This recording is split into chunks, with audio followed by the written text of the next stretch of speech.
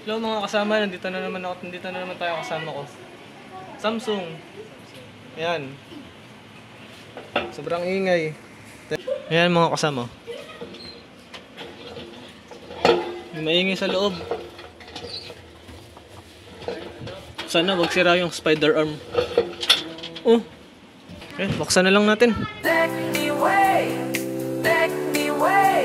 Problema mo'y mawawala.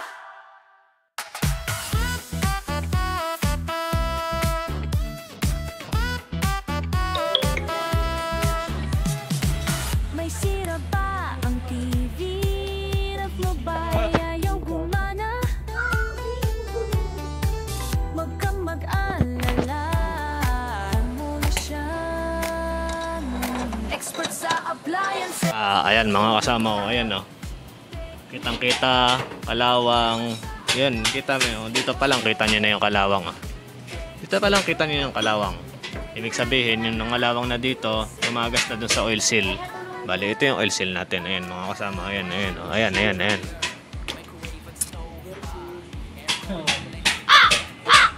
Ayan mga kasama. Ayan. Ayan, kitang-kita mga kalawang na. Tapos tumulo na dito, yun ang senyales. Buti hindi natuluan itong motherboard.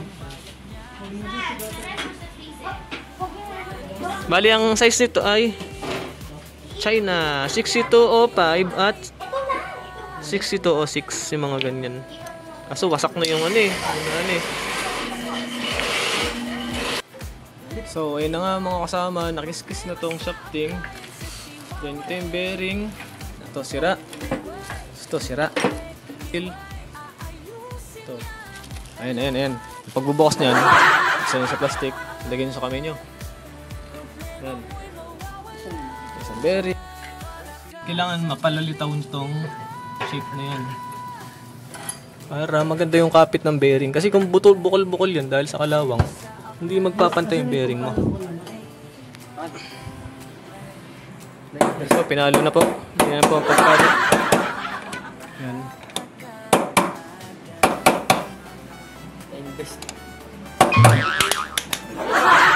Unprofessional po ang pagpalo natin.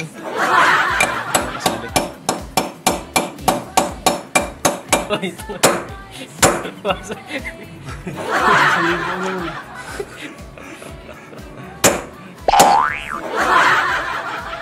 Ganyan na lang yata yan. Baba.